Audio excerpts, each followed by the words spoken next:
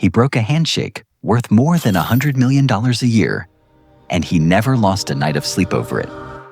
He took a business two brothers spent a decade perfecting, kept the name for himself, and built it into more than 40,000 restaurants spread across over 100 countries. And here's the part that should bother you more than any of that. America didn't call him a thief. They called him a visionary. They put him on magazine covers. They gave him a Major League Baseball team. Decades later, Hollywood turned the whole story into an inspirational biopic, and audiences left the theater rooting for him anyway. This is the story of Ray Kroc, the man the world remembers as the founder of McDonald's. There's just one problem with that title. He didn't found anything. Oak Park, Illinois, 1902. Ray Kroc grew up in a modest home outside Chicago, the kind of place that measured ambition in inches, not miles. He wasn't interested in inches. As a boy, he ran a lemonade stand on the corner near his house, and neighbors later remembered something unusual about him. Even then, he didn't just sell lemonade. He sold the moment. He'd lean over the stand, look a customer dead in the eye, and say something like, "Hot one today, isn't it?"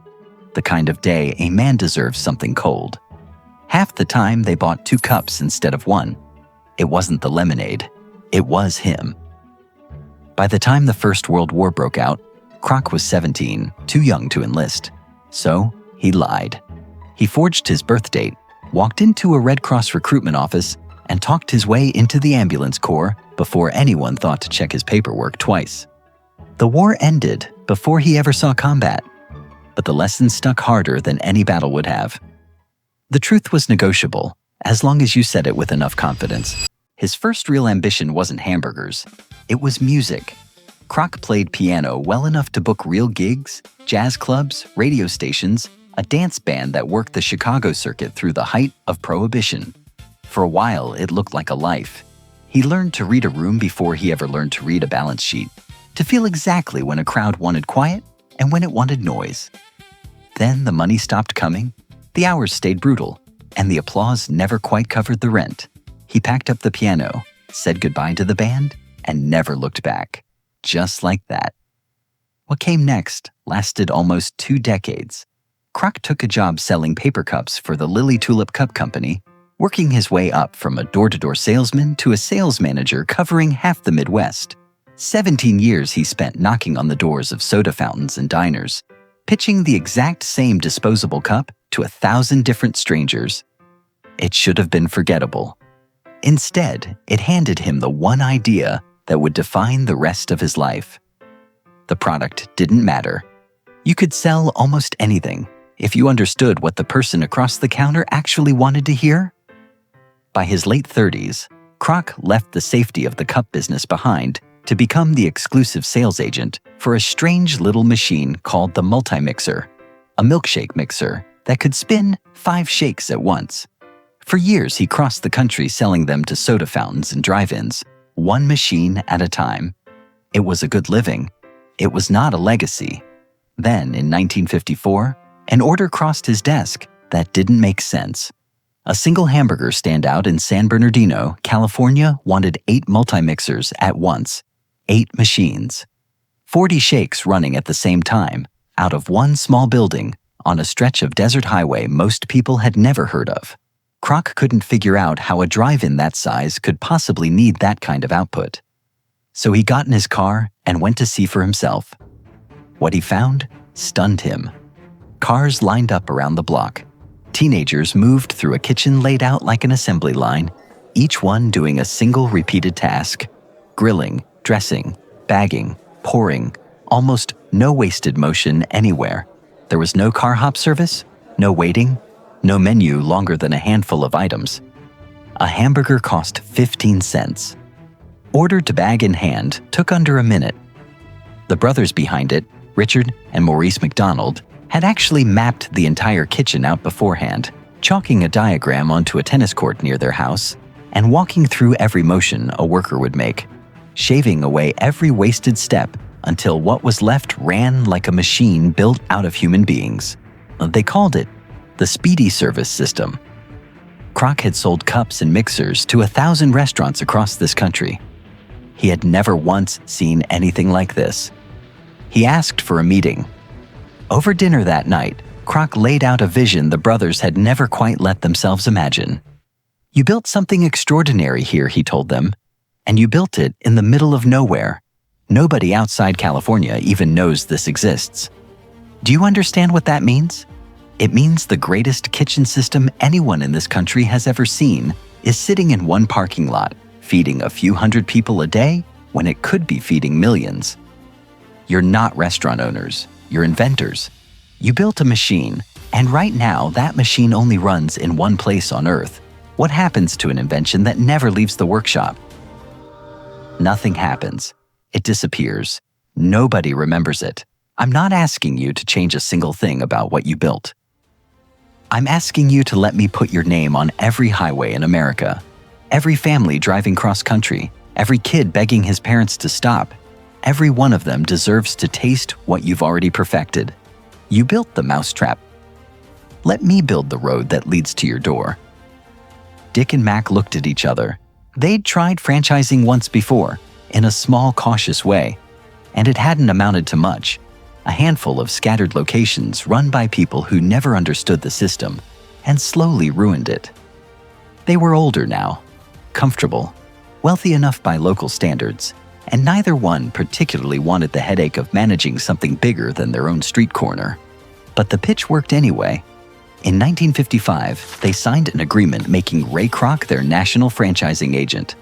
Kroc opened his own first McDonald's that same year in Des Plaines, Illinois, and founded a company he called McDonald's Systems Incorporated. On paper, it looked like the beginning of an empire. In practice, it was barely surviving. His contract with the brothers handed him 1.4% of gross sales from every franchise, and out of that thin sliver, 0.5% went straight back to Dick and Mac. What Kroc actually kept for himself barely covered his own overhead. He mortgaged his house just to keep the company breathing. Then he brought in a finance executive named Harry Sonneborn. Where Kroc was a salesman, restless and instinctive, chasing whatever felt right in the moment, Sonneborn was cold, precise, and allergic to sentiment. He looked at the books and told Kroc something that would change the entire shape of the company. Burgers weren't the business, real estate was. In 1956, Sonneborn built a new entity called the Franchise Realty Corporation, and the mechanism behind that impressive name was simple and it was brutal. McDonald's bought the land. McDonald's built the building. McDonald's subleased the whole package to the franchise operator at a markup of up to 40% over cost. Then it took another cut of gross sales on top of that. The burgers were bait. The rent was the business. Miss a payment, and a franchisee didn't just lose money. He lost the restaurant because the landlord and the parent company were the exact same entity, wearing two different names. The arrangement worked exactly as designed. Locations spread from one to dozens to hundreds, racing down every new interstate highway, being poured across the country faster than small towns could hold meetings about them. In 1961, the same year everything with the brothers was about to come to a head, Kroc opened something he was especially proud of. A corporate training center outside Chicago that handed graduates an actual diploma for something called a Bachelor of Hamburgerology. Men who had spent years flipping patties and mopping floors walked across a stage in caps and gowns for a degree that existed nowhere else on Earth. Somewhere in San Bernardino, the two men who had actually invented the system being taught in that classroom weren't in the room. By 1965, McDonald's Corporation went public, and stock that opened around $10 a share minted paper fortunes overnight for anyone who'd bought in early, including Kroc's own longtime bookkeeper, June Martino, an original shareholder who suddenly found herself genuinely, seriously wealthy. Kroc preached a sermon to every franchisee who would listen, and by every account he meant it. In business for yourself, never by yourself.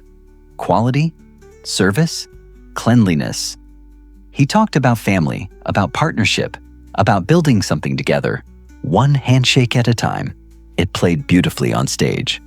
By 1960, McDonald's was exploding across the country. But underneath the growth, the original arrangement with the brothers was rotting from the inside. Dick and Mac still legally controlled the speedy service system itself, and they used that leverage constantly, slowing Kroc down at exactly the moments he wanted to move fastest. When he needed to build restaurants in colder states, he discovered the brothers' original design had no basement, a fine choice in Southern California, a disaster anywhere the ground actually froze in winter, since the pipes needed somewhere protected to run. The brothers balked at changing their own blueprint. Kroc built the basements anyway, and simply left them off the drawings he mailed back to California. Every disagreement chipped away a little more of his patience.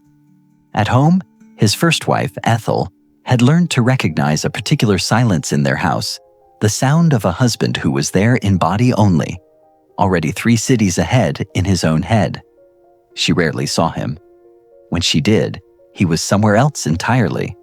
By 1961, Kroc had decided he was finished sharing control with 2 men in California who could still tell him no. He wanted to buy them out completely, the name, the system, everything. The brothers, worn down by the friction and wary of a company now growing faster than they could manage from a distance, agreed to sell for $2,700,000. But there was a second number attached to the deal, one that never made it onto any piece of paper. Kroc verbally promised the brothers an additional 0.5% of the company's future revenue for the rest of their lives, as a kind of ongoing thanks for what they'd built. His attorneys explained that the investors financing the buyout wouldn't accept an open-ended obligation baked into a signed contract. It would have to stay a handshake. "Trust me," Kroc told them, "you have my word." Dick and Mac had spent their entire careers building a system that ran on precision, on measuring every motion down to the second, on nothing being left to chance. On the one point that mattered most to their own futures, they'd let it go unmeasured. They shook his hand and they signed. Once the deal closed, the brothers discovered something else that hadn't quite registered during the negotiation. The sale hadn't just cost them the company, it had cost them the name. Dick and Mac kept their original restaurant, the very first one, the building where the whole system had been born on a chalk diagram, but they could no longer call it McDonald's. They renamed it the Big M and kept running it themselves. A quiet, sentimental last chapter to a story that had made someone else a fortune. Kroc had other plans. A short distance from their door, he built a brand new, fully branded McDonald's, staffed and stocked and running the exact same system the brothers had invented, competing head-to-head against the original founders in the original town where it all began. There was no business reason that required it. That single decision to plant a mirror image of their own creation directly across the street from the men who built it became the thread that unraveled every ounce of goodwill his sermon had ever earned.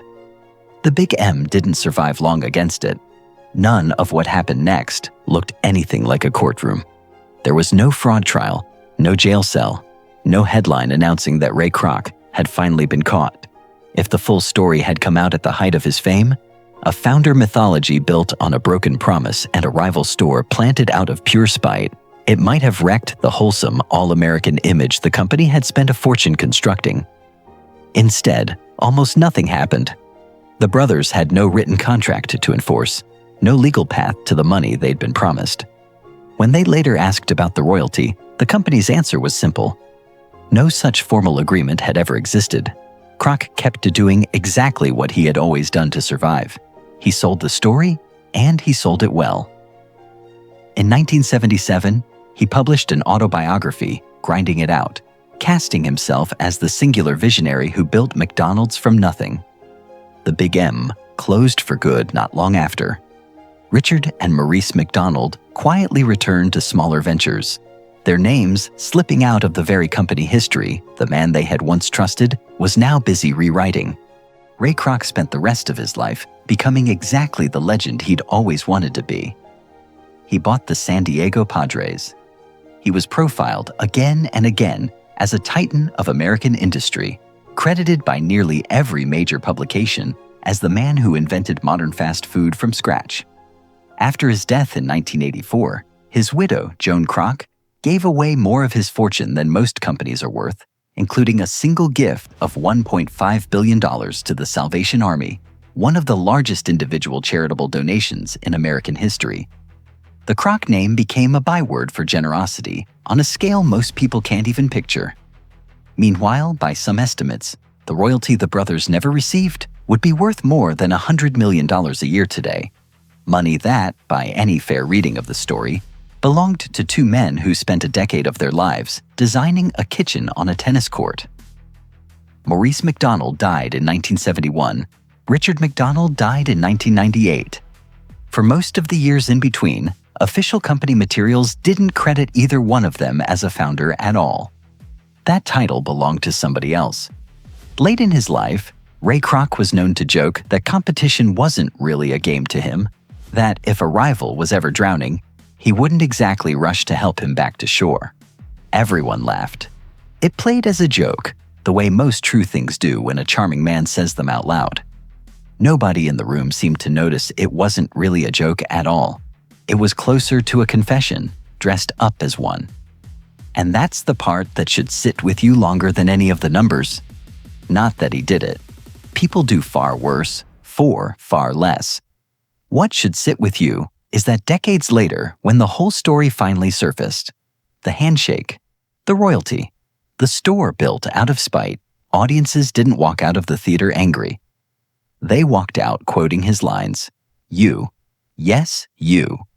The next time you drive under those golden arches, ask yourself honestly whose name was supposed to be on that sign in the first place, and why it's always so much easier to remember the man who took the credit than the two men who actually built the thing worth taking.